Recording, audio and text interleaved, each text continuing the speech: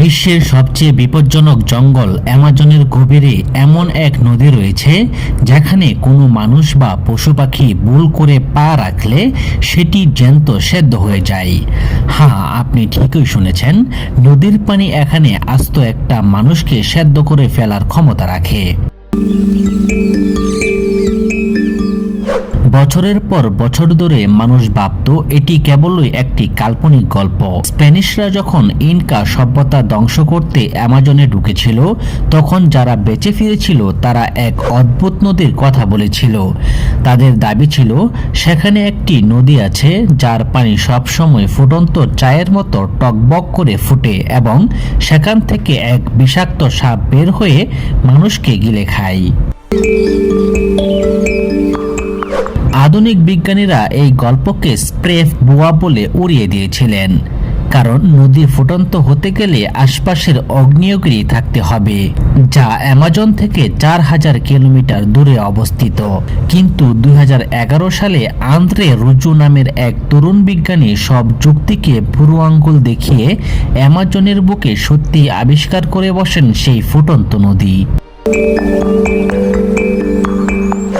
এই নদীর দৈর্ঘ্য প্রায় 4 মাইল এবং এর পানি সর্বোচ্চ 86 ডিগ্রি সেলসিয়াস পর্যন্ত উত্তপ্ত হয়ে থাকে। বিজ্ঞানী আন্দ্রে রুজু সেখানে গিয়ে এক ভয়ানক দৃশ্য দেখতে পান। তিনি দেখেন ছোট কোনো বন্য প্রাণী বা ব্যাঙ যখন ভুল করে এই নদীতে পড়ে যায়, তখন প্রথমে তার চোখ দুটি গলে নষ্ট হয়ে যায়। এরপর প্রাণীটি সাঁতার কাটার চেষ্টা করলেও ফুটন্ত পানি তার মাংস আর হাড়কে আলাদা করে ফেলে। মাত্র কয়েক সেকেন্ডের মধ্যে প্রাণীটি জ্যান্ত সেদ্ধ হয়ে পানির উপরে ভেসে ওঠে। বিজ্ঞানীদের কাছে আজ পর্যন্ত সবচেয়ে বড় প্রশ্ন হলো, আশেপাশে কোনো আগ্নেয়গিরি না থাকা সত্ত্বেও এই নদীর পানি এতটা গরম কিভাবে হয়। দীর্ঘ গবেষণার পর বিজ্ঞানীরা ধারণা করেছেন পৃথিবীর ভূগর্ভস্থ ফাটল দিয়ে ফুটন্ত লাভা বা গরম পানি কোনোভাবে এই নদীর তলদেশে এসে মিশছে। অর্থাৎ এটি আসলে প্রকৃতির তৈরি একটি বিশাল থার্মাল স্প্রিং বা গরম পানির ঝর্ণা। কিন্তু এত বড় নদী জুড়ে এই ঘটনা কিভাবে সম্ভব, তার নিখুঁত ব্যাখ্যা আজও মেলেনি। স্থানীয় শামান বা ওজারা আজও বিশ্বাস করেন এই নদীটি কোনো সাধারণ নদী নয়, বরং এটি এক মহাশক্তিশালী জঙ্গলি দেবতার বাসস্থান।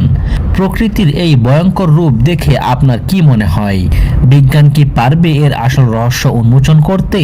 কমেন্ট করে আপনার মূল্যবান মতামত জানান। ভিডিওটি ভালো লাগলে লাইক দিন এবং এরকম রোমাঞ্চকর রহস্য জানতে এখনই আমাদের চ্যানেলটি সাবস্ক্রাইব করুন। ধন্যবাদ।